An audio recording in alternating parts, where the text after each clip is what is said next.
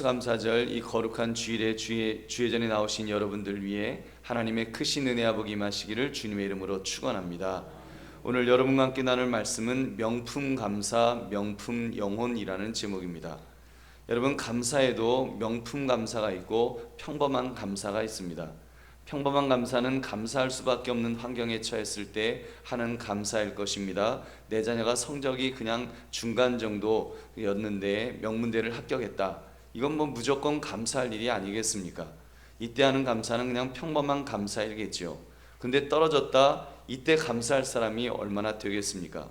아주 열심히 준비했는데 반에서 1등을 놓친 적이 없는데 떨어졌을 때, 그럼에도 하나님께 감사하는 것을 가리켜서 우리는 명품 감사다라고 할 것입니다. 여러분, 우리 영혼도 마찬가지입니다. 어떤 영혼은 평범한 영혼이 있습니다. 심지어 어떤 영혼은 낙제 수준의 영혼도 있습니다. 그 사람 곁에 있으면 내 영혼이 더러워질 것 같고 기분이 나빠지고 인간이 싫어지는, 한마디로 진상 영혼이 분명히 있습니다. 반면에 어떤 영혼은 곁에만 있어도 행복하고 계속 같이 있고 싶어집니다. 어떤 영혼일까요? 그 영혼은 감사할 줄 아는 영혼, 특히 명품 감사를 할 줄 아는 영혼인 것입니다. 괜히 그 사람한테, 그 사람 옆에 있으면 내가 낙심해 있다가도 막 힘이 생깁니다. 그 사람하고 함께 있으면 무언가 잘 될 것 같고, 그 사람과 함께 있으면 무언가 내 영혼이 맑아지는 것을 느끼는 것입니다. 우리는 그런 영혼을 가리켜서 명품 영혼이다 라고 말할 수 있을 것입니다. 그러므로 오늘 말씀의 제목, 명품 감사, 명품 영혼이라는 제목을 가지고 내 삶에 어떤 명품 감사를 할 것인가, 그리고 어떻게 명품 영혼이 될 것인가를, 이 은혜를 나누시는 이 시간 되시기를 주님의 이름으로 축원합니다. 여러분, 오늘 본문을 보시면 사도 바울이 처한 현실이 얼마나 힘들고 괴로운 처지였는지요. 그는 감옥에 갇혀 있었습니다. 감옥에 갇혔다. 여러분, 지금도 구속되어 수감되었다고 하면 그 사람 끝났다, 힘들 거다, 우리 그런 말을 합니다. 더구나 사도 바울 시대의 감옥이라는 것이 얼마나 끔찍한 곳인지요. 그 당시에 감옥을 보면 성을 쌓을 때 지하에 감옥을 만드는데 바람 한 점 안 들어오고 빛 한 점 없는 그런 지하 감옥이 대다수를 차지하던 시절이었습니다. 그러니 폐쇄공포증 있는 사람 같으면 수감 즉시 아마 호흡곤란이 생겨서 생명을 잃을지도 모를 형편이었습니다. 근데 사도 바울이 옥중 서신이라고 하는 그 에베소서, 빌립보서, 골로새서, 빌레몬서 이 4권 있는데, 대체적으로 그 서신서에서 공통적으로 나오는 단어 2개가 있습니다. 그 공통적으로 나오는 단어, 그것은 바로 기쁨이라는 단어하고 감사라는 단어입니다. 오늘 보면 골로새서에도 총 4장밖에 안 되는 짧은 책인데 그 감사라는 단어가 7번이나 나옵니다. 어떻게 감옥에서 쓴 편지에 기쁨, 기뻐한다, 감사, 이런 단어가 이렇게 많이 나올 수가 있을까요? 여러분, 이렇게 말할 수 있을 것입니다. 사도 바울은 명품 감사를 할 줄 아는 사람이었다. 그러니 그의 영혼 또한 탁월한 영혼, 명품 영혼인 줄로 믿습니다. 그는 환경을 초월해서 감사했습니다. 우리 주 예수 그리스도의 아버지께 감사하노라. 감사함을 넘치게 하라. 감사하는 자가 되라. 하나님 아버지께 감사하라. 감사함으로 깨어있으라. 여러분, 이런 고백들이 얼마나 그 탁월한, 정말 그 감사를 하는 모습이며 탁월한 영혼의 모습인지요. 명품 감사, 명품 영혼의 소유인 줄 여러분 믿으시기 바랍니다. 어떻게 사도 바울은 이런 감사, 이런 영혼을 소유할 수가 있었을까요? 우리가 3가지를 살피심으로 함께 은혜를 나누시기 바랍니다. 첫째, 예수님을 인생의 주인으로 모시고 살면 감사할 수 있습니다. 우리 6절 말씀 한번 같이 읽겠습니다. 시작. 그러므로 너희가 그리스도 예수를 주로 받았으니 그 안에서 행하되. 아멘. 진짜 감사는 여러분 영적인 감사해야 합니다. 내가 예수님을 믿고 구원받았다, 이거보다 감사한 일이 어디 있겠습니까? 이것만 제대로 믿어져도 우리는 막 희죽희죽 웃어야지 될 것입니다. 왜 억지로 감사하세요, 감사하세요, 감사하세요, 감사를 억지로 우리가 강요하는 지경에 이르렀을까요? 그것은 내가 구원받은 은혜가 희미해지니까, 이게 좀 잘 안 믿어지니까 우리가 그런 것이 아니겠습니까? 정말 내가 예수님을 믿고 구원받았다, 죄악으로 죽을 수밖에 없었는데 죄 용서받고 지금이라도 죽으면 천국 간다, 확신이 있으면 여러분 기본 기쁨, 기본 감사가 있어야 합니다.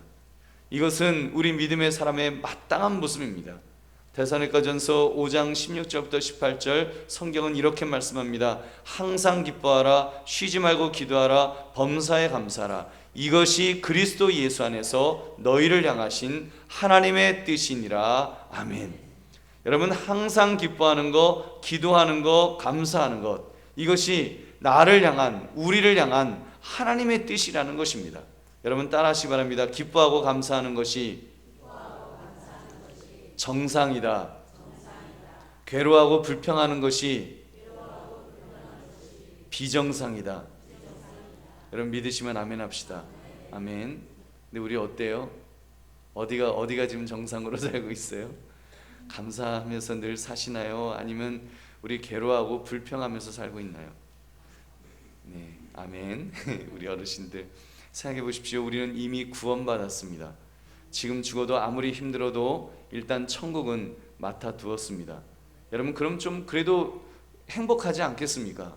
여러분 보세요. 어떤 사람이 조그마한 집에서 살고 있는데 열심히 돈을 벌어서 한 60평짜리 멋진 아파트에 지금 집을 샀습니다.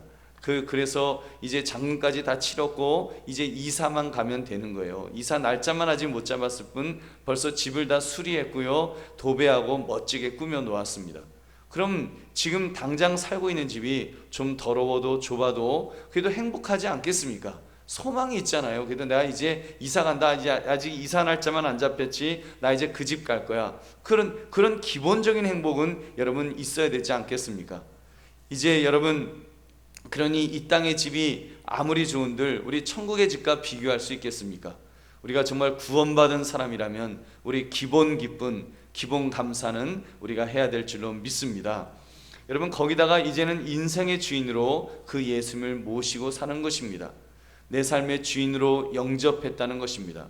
여러분 우리 예수님을 주인으로 영접하셨나요?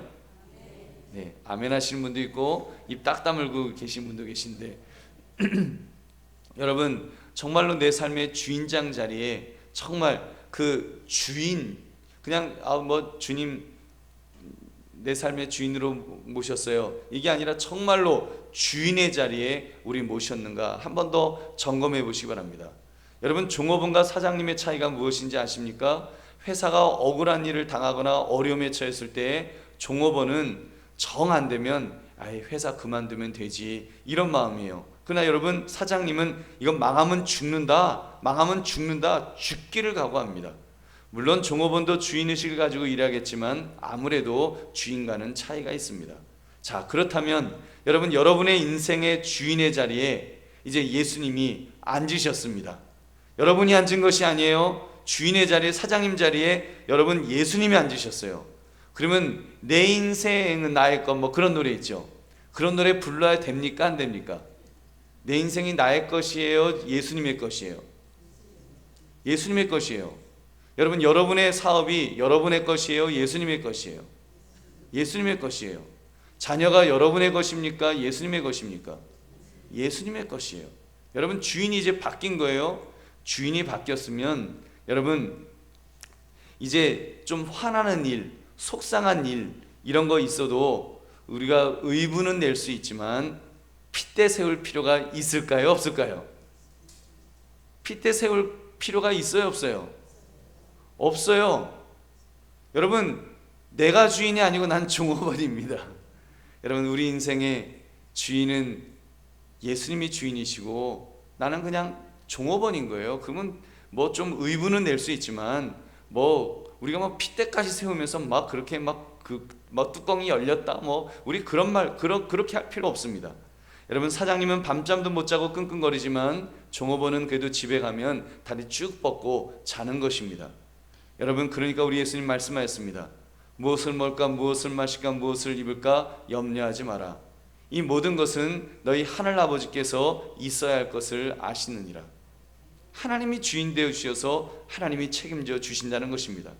여러분 그렇다면 요즘 우리나라에서 일어나는 일들 돈도 능력이다, 억울하면 능력 없는 네 부모를 원망해라, 이런 말 들어도 우리가 의분은 일으킬 수 있어요. 의분은 일으켜도 그것 때문에 여러분 뚜껑 열리지 마시기 바랍니다.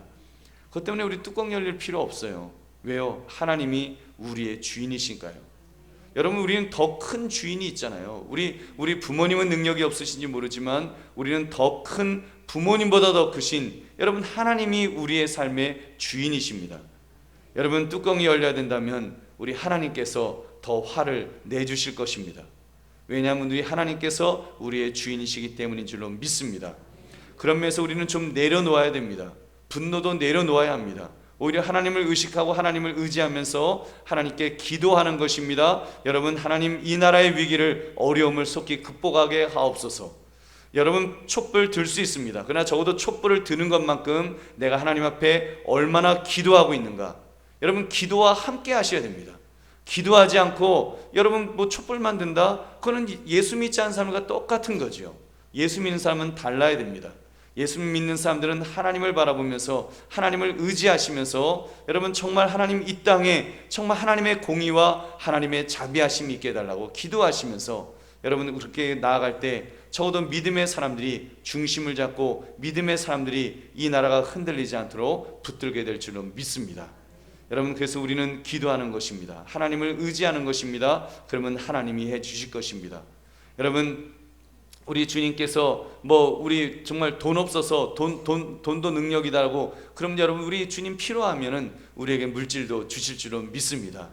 여러분, 그러므로 주님을 인생의 주인으로 모심으로 주님이 채워주시는 그런 은혜 속에 사시기를 주님의 이름으로 축원합니다.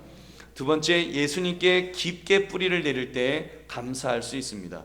우리 7절 전반부를 보시면 그 안에 뿌리를 박으며 세움을 받아 교훈을 받은 대로 믿음에 굳게 서서, 뿌리를 박았다는 것은 한 그루 나무의 모습을 연상할 수 있습니다. 믿는 자는 뿌리를 땅에 깊게 박은 채 높이 솟아있는 나무같이 되어야 합니다. 땅은 비바람이 몰아치고 폭풍이 몰려오지만 그것을 견딜 힘을 제공해주며 생명을 위한 양분을 제공해줍니다. 믿는 자는 모든 양분을 그리스도로부터 받는 줄로 믿습니다. 시편 1편 3절 말씀, 그는 시냇가에 심은 나무가 철을 따라 열매를 맺으며 그 잎사귀가 마르지 아니함 같으니 그가 하는 모든 일이 다 형통하리로다. 아멘. 사도 바울이 차가운 옥중에 감사할 수 있었던 것은 바로 그 예수님 때문이었습니다. 그는 환경을 따라 살지 않았습니다. 환경이야 폭풍이 몰아쳐도 시간이 지나면 또 쨍하고 볕들 날도 생기지 않겠습니까? 또 아무리 봄날에 햇살이 따뜻해도 여름에는 견디기 힘든 불볕이 될 것이고, 겨울이 되면 반대로 꽁꽁 얼어붙는 것입니다. 그런 환경적인 것은 모두 변하게 되어 있습니다. 그렇기 때문에 그는 불변하시는 예수님을 따라서 살았습니다. 그는 감옥에 있었지만 그의 영혼과 그의 마음은 예수님 안에 있었다는 것입니다. 예수님이 주인으로 계시고 그 예수님에게 뿌리를 내린 삶, 그러니 어떤 환경에서도 풍성한 영양분을 공급받았습니다. 그런 까닭에 오히려 그는 어떠한 환경도 초월하는 명품 감사, 명품 영혼의 주인공이 된 줄 여러분 믿으시기 바랍니다. 여러분, 그렇습니다. 곧 사라져버릴 환경을 따라 살지 맙시다. 조속으로 변화무쌍한 환경으로 행복의 조건을 삼지 말자는 것입니다. 오직 예수님이 행복의 조건이 되시기를 주의 이름으로 축원합니다. 여러분, 그렇게 모셔야 됩니다. 누구로요? 주인으로 모셔야 되는 것입니다. 사랑하는 성도들이여, 제가 벌써 여러 차례 예수님을 우리의 삶의 주인으로 모셔야 한다는 말씀을 강조했습니다. 여러분, 주인으로 모시면 반드시 전제될 것이 있습니다. 예수님이 주인이시면 우리는 뭡니까? 여러분, 이때 우리가 자꾸 착각을 해요. 나도 주인인 것처럼 착각하는 것입니다. 나도 마치 주인처럼 대해달라고, 예수님을 주인이라고 하지만 대접받는 것은 내가 주인이라는 거예요. 나를 주인처럼 대접하라. 여러분, 그런 요구가 사실 우리 속에 있지 않냐는 말입니다. 주인처럼 대해주지 않는다고 불평 불만을 가지니 언제 제대로 우리가 감사할 수 있겠습니까? 여러분, 제대로 감사해야 됩니다. 제대로 감사까지 가려면 제대로 예수님을 주님으로 모셔야 됩니다. 정말로 주인으로 모셔야 됩니다. 주인으로 모셨으면 우리는 숨죽이고 종으로 살아야 됩니다. 청지기로서, 종으로서 사명만수를 위해서 내게 맡겨진 사명이 뭔지 그것 붙들고 그리고 살아야 되는 것입니다. 여러분, 이런 점에서 사도 바울은 감옥에 있으면서도 잔뜩 들떠 있었습니다. 여러분, 자기는 버림받은 것이 아니라는 것입니다. 돌에 맞아 죽을 뻔하고 40에 하나 감한매를 3번씩이나 맞았고 죽은 줄 알고 버림받은 적도 있었지만 그런 것이 문제가 되지 않았습니다. 왜요? 바울은 환경을, 사람을 보지 않았기 때문입니다. 오히려 주인 되시는 예수님 바라보니까 자연스럽게 자기의 존재 목적, 내가 왜 존재하는지, 내가 왜 지금 숨이 붙어서 살고 있는지, 왜 밥을 먹는지, 그 존재의 이유를 깨닫게 된 것입니다. 내가 왜 존재하는가? 내가 왜 죽지 않고 이렇게 살아있어야 되는가? 여러분 생각해 보세요. 감옥에 갇혀서 그렇게 매를 맞고 고문을 당하고 하는 그 삶에 어떻게 감사가 있겠어요? 이 정신 나간 사람 아니면, 이게 IQ가 뭐가 부족하지 않으면, 뇌가 머리 맞아갖고 뇌가 잘못되지 않았으면 어떻게 감사한다, 어떻게 기뻐한다, 어떻게 그런 말을 할 수가 있겠어요? 여러분, 그럴 수 있었던 것은 그는 사명을 본 겁니다. 예수님을 주인으로 모시니까 감옥 속에서도 그는 사명을 생각했어요. 자기의 사명. 그 사명은 한 가지밖에 없었습니다. 그에겐 복음 전파였습니다. 디모데후서 4장 2절, 너는 말씀을 전파하라. 때를 얻든지 못 얻든지 항상 힘쓰라. 범사에 오래 참음과 가르침으로 경책하며 경계하며 권하라. 아멘. 여러분, 이런 맥락에서 볼 때 사도 바울이 얼마나 신이 났겠습니까? 바울에게 감옥은 갇힌 곳이 아니었습니다. 저주받은 곳이 아니었습니다. 복음의 문을 열어놓으신 삶의 현장이었습니다. 그가 감옥에서 로마 병사들을 만났고 가이사 황제의 가족들에게도 복음을 전할 수가 있었습니다. 이제 황제도 만날 거예요. 여러분, 감옥에 갇혔기 때문에 얼마나 오히려 복음을 전하는데 감옥만큼 좋은 것이 어디 있겠습니까? 여러분, 어떻게 해서든 지루한 감옥 생활, 시간이 가기를 원하는 사람들에게, 요즘처럼 텔레비전에도 있으면 좋겠지만 아무것도 없는데 그런 사람들에게 복음을 전하면 그냥 듣는 겁니다. 전하면 듣는 거예요. 간수들, 로마 병사들 칼 가지고 지키고 있으면 뭐 어떻게 해요? 바울이 입 열고 떠들면 들어야지요. 그 복음을 전하면 그냥 다 듣는 것입니다. 안 듣는 척 하면서도 다 듣는 거예요. 그러니까 그 베드로도 갇혔을 때 우리가 어떻게 하면 구원을 얻습니까? 묻지 않습니까? 여러분, 그러니 그 로마서 8장 28절 말씀합니다. 우리가 알거니와 하나님을 사랑하는 자 곧 그의 뜻대로 부르심을 입은 자들에게는 모든 것이 합력하여 선을 이루느니라. 아멘. 여러분, 이 말이 사도 바울이 그냥 헛되게 한 소리가 아닐 것입니다. 자기가 체험한 거예요. 감옥 갈 때는 무서웠겠죠. 그러나 막상 들어가서 보니까 아하, 이것도 이 감옥 안에도 하나님이 나의 사명 감당하라고 주신 사역의 현장이구나 깨닫게 되는 것입니다. 그러니까 합력하여 선을 이룬다 하면서 그는 감사하는 것입니다. 사도 바울은 옥중에서 감사의 노래를 부를 수밖에 없었습니다. 마음이 뜨거워지니까, 너무 기쁘니까, 너무 감사하니까, 너무너무 좋아서 그렇게 영광을 돌린 것입니다. 여러분, 저는 그런 은혜가 우리 한강교회 성도들 모두에게 있으시기를 주님의 이름으로 축원합니다. 사랑하는 성도들이여, 무엇으로 만족할 수가 있겠습니까? 돈으로 만족할 수가 있으시겠습니까? 명예로도 권력으로도 쾌락으로도 여러분 만족할 수 없습니다. 우리 영혼은 마치 밑이 뚫린 항아리 같아서 세상의 그 어떤 것으로도 채워넣으려 해도 채워넣을 수가 없는 것입니다. 여러분, 우리 인간이 굉장히 커요. 인간의 마음이 얼마나 큰지 모릅니다. 세상의 모든 보화를 다 집어넣어도요, 그걸로 채워지지가 않습니다. 너무너무 큰 거예요. 그 모든 것 몰라요. 좀 채워놓으면 들어가는 것 같을지 모르지만 일시적인 것에 불과합니다. 그러나 여러분, 예수님은 그렇지 않습니다. 예수님은 천하보다도 크신 줄로 믿습니다. 여러분의 마음이 아무리 넓어도 우리 하나님이 못 채우실 것은 아무것도 없습니다. 여러분, 이번에 우주의 크기를 밝히는 그런 이론이 또 소개되었는데, 우리 지구가 속해 있는 이 은하계가 얼마나 큽니까? 몇십억 개의 그 별들로 이루어진 이 은하계가 우주에 1000억 개 정도가 있다라고 지금까지 알고 있었는데, 이번 과학자가 1조 개가 넘게 있을 것이다라고 아주 좀 황당할 정도로, 여러분, 은하계가 1조 개가 있다는 게 이게 여러분 상상이 가십니까? 이게 말이 돼요? 여러분, 우리 하나님 그 우주 만물을 말씀으로 창조하신 줄 믿으시기 바랍니다. 그걸 말씀으로 창조하신 하나님이세요. 그런 하나님, 제한에 없으신 하나님, 무제한적인 능력이 있으신 하나님이십니다. 그 하나님에게 뿌리 내려서, 여러분, 그 하나님에게 뿌리를 내리면 영양분은 그냥 저절로 막 들어오는 거예요. 여러분, 그 영양분은 걱정할 것이 없는 것입니다. 우리가 하나님에게 뿌리를 내리면, 주님에게 뿌리를 내리면 힘을 공급하시는 하나님의 능력을 가지고 살게 될 줄로 믿습니다. 그러므로 그렇게 우리 하나님에게 뿌리 내리고 사시기를 주님의 이름으로 축원합니다. 세 번째, 감사는 감사함을 넘치게 할 때 감사할 수 있습니다. 우리 믿음의 사람은 예수님께 깊이 뿌리를 내리고 예수님이 공급해 주시는 충만한 은혜를 누릴 때 감사할 수 있다는 말씀을 드렸습니다. 우리가 언제 행복합니까? 여러분, 충만할 때 행복합니다. 아이가 언제 가장 행복해 합니까? 엄마로부터 젖을 먹었을 때, 배부르게 먹었을 때 하면서 이제 뒤돌아서 새근새근 잠이 드는 것입니다.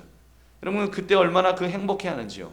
인간은 원래 주님께 뿌리를 내리고 그렇게 힘을 얻으면 행복하게 되어 있습니다. 근데 이때 감사하지 않으면 여러분, 그 행복을 느끼는 감각이 오작동을 하게 될 수가 있습니다. 감사하면 인생이 행복하고 감사가 더 넘치게 되어 있는데 감사하지 않는 것입니다. 그러면 그때부터 어마어마한 것을 공급받음에도 불구하고 감사하지 않습니다. 그냥 무덤덤하게 뭔가 더 먹을 것 없나 하면서 두리번거리는 그런 인간으로 전락하는 것입니다.